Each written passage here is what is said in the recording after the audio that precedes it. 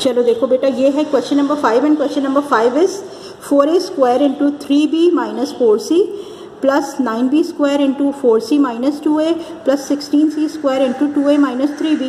अब क्वेश्चन में फ़र्क क्या है? देखो फ़र्क पिछले क्वेश्चन से ये है कि वहाँ पर आपके पास कोफिशिएंट गिवन नहीं था ना, वेरिएबल्स थे खाली, या तो स्क्वायर्स में थे या फिर फर्स्ट डिग्री में थे, लेकिन अब आपके पास कोफिशिएंट्स भी यहाँ पर हैं, यानी हम मल्टीप्लिकेशन या फिर जो भी फैक्टराइजेशन करेंगे तो हमें साथ साथ इन कोफिशिएंट्स को भी फैक्टर करना पड़ेगा। प्रोसीजर इज सिमिलर, बिल्कुल वैसे ही है जैसे क्वेश्चन नंबर 1 till 4 आपने अप्लाई किया था और सॉल्व किया था, बिल्कुल वही प्रोसीजर हम अप्लाई कर रहे हैं। हमने क्या किया, हमने फर्स्ट 2 ब्रैकेट्स को ओपन किया, जब 4a स्क्वायर को 3b से मल्टीप्लाई किया तो it will become 12a square b।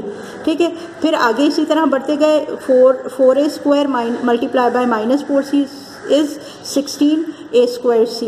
Again 9b square multiplied by 4c is 36b square c, and 9b square multiplied by minus 2a is 18ab square.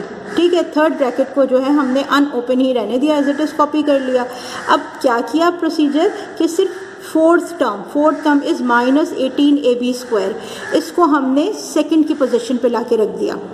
ठीक है, जब इसको सेकंड की position पे लाके रख दिया तो अब क्या करेंगे, अब हमारे पास यानी मैक्सिमम फैक्टराइजेशन के लिए अब हमने इसको रिप्लेस कर दिया, यहाँ लिया है, तो अब हम क्या करेंगे, फर्स्ट 2 में से और लास्ट 2 में, इन दोनों में से कॉमन आउट करेंगे, इन दोनों में से कॉमन आउट करेंगे और अपने क्वेश्चन को आगे प्रोसीड करेंगे। तो अब देखें कि जब आप 12 और 18 दोनों किस टेबल में आते हैं, दोनों 6 की टेबल में आते हैं, यानी 6 इज़ द कॉमन फैक्टर, और दोनों में a और b है, इसका मतलब 6ab is the common factor, दोनों में से निकल आया। जब 6ab कॉमन आ गया, सो 6 2s are 12, 2 रह गया, क्योंकि a स्क्वायर था और ab बाहर आ गया, इसका मतलब 2a is left over there, minus अब 6 3s are 18 यानी 3 आ गया, और b फैक्टर रह गया क्योंकि एक b हम बाहर ले गए थे, एक b ब्रैकेट के अंदर आ जाएगा, और आपके पास क्या आ गया, 6ab इंटू कॉमन आ गया आपके पास 2a माइनस 3b। अब क्या करेंगे, इन दोनों में से जब कॉमन लेंगे 16 और 36, तो 16 और 36 दोनों 4 की टेबल में आते हैं, इसका मतलब 4 इज़ द कॉमन फैक्टर आ गया, और यहाँ पर आपके पास आ जाएगा c कॉमन आ जाएगा। ठीक है, जब आपके पास c कॉमन आ गया, सो हमने 4c को कॉमन ले लिया, तो 16a स्क्वायर c क्या बन जाएगा, 16a square c will be 4a square, क्योंकि 4 4s are 16, a square multiply by c is ac, plus नहीं बल्कि माइनस। ठीक है, क्योंकि नेगेटिव को कॉमन ले लिया। ठीक है, जब आपने 16 को बाहर 4 को बाहर ले लिया common, so it will be 9, क्योंकि 4 9s are 36 हो जाएगा, c बाहर आ गया, इसका मतलब b square is there. Okay, plus 16c square 2a minus 3b। Okay, चलें, यहाँ तक तो हमने क्वेश्चन को सॉल्व कर लिया। अब देखो अगेन अगर इसको हम चेक करने की कोशिश करें ना, तो 2a माइनस 3b ये दोनों ब्रैकेट्स हैं, उनके स्क्वायर है ये, यानी 4a square is the square of 2a और 9b square is the square of 3b। तो ये सेंटर वाला जो ब्रैकेट है ना, ये इनका स्क्वायर आ गया है, तो इसका मतलब तीसरे स्टेप तक तो हमने बिल्कुल ठीक काम किया। अब आगे देखते हैं, अब आगे क्या किया हमने, यहाँ पर मिडिल वाले पर डिफरेंस ऑफ स्क्वायर अप्लाई किया, तो आपके पास क्या आ गया, a square minus b square को जब हम क्या करेंगे, फैक्टर करेंगे, it will become a plus b, and a minus B apply कर दिया इस फॉर्मूले को। जब इस फॉर्मूले को अप्लाई कर दिया तो आपके पास बन गया 6ab, ठीक है, 2a minus 3b minus 4c। ठीक है, अब इसको जब हमने स्प्लिट किया तो it will become 2a plus 3b और 2a माइनस 3b। ठीक है, देखो जब 4a को होल स्क्वायर में करेंगे तो 2a multiply by 2a is 4a square, इसका मतलब 2a एक और 2a यहाँ पर आ गया। अब इसके बाद 9b स्क्वायर को जब आप होल स्क्वायर करेंगे तो it will become 3b whole square, इसका मतलब 2a plus 3b and 2a minus 3b is the factor of 4a square minus 9b square. और तीसरे ब्रैकेट को हमने एज इट इज़ लिख दिया, वो क्या है आपके पास 16c square 2a minus 3b।